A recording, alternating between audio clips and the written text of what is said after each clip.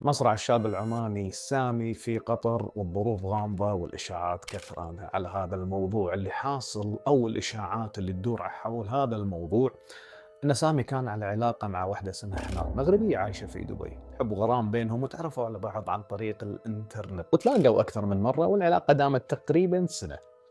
من كثر ما الريال كان مهووس فيها كتب وشم باسمها الثلاثي على ايده اليسار. تخيلوا الهوس اللي هو فيها. فعلي يوم من الايام طرحت عليه فكره، قالت له شوف ايش رايك احنا نشوف بعض بمناسبه تكون مختلفه، ان نشوف بعض في اماكن ثانيه. قال لها وين؟ قال لها شوف. قالت له شوف، كاس العرب الحين مبلش، ايش رايك احنا او بيبلش يعني، ايش رايك ان احنا نحجز في مباراه عمان والمغرب، ونقعد مع بعض ومنها نشجع ومنها نستانس. وهو استمتع لهذه الفكره، قال لها يلا اوكي، دفع البيزات وخذ هذا ويا اليوم الموعود، وشافوا المباراه والنتيجه خلصت، وهو كان مستمتع لاخر لحظه، وهي كانت مستمتعه، لكن كانه كان في شيء براسها طول الوقت. اللي حصل، واحنا نتكلم على هذا كلها اشاعات او على حسب الاقاويل، يعني ان حنان طرحت عليه فكره، قالت له ايش رايك بدل ما نروح مطعم تي عندي، انا بخاطري اضيفك شاي مغربي، انا حابه اشربك من ايدي شاي مغربي.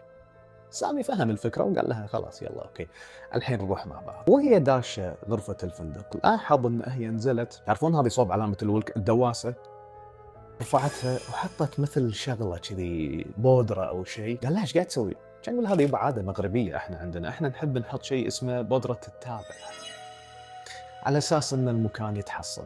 قال لها اوكي.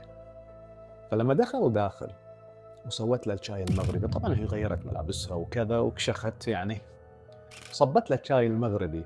قالت له هذا شاي مغربي محرز. قال لها شنو تقصدين؟ كان يقول على اساس ان الله يحميك يعني من العين. شرب هذا الشاي ما قام. السلطات تدخل غرفة الفندق، يلاقون سامي مفارق الحياة.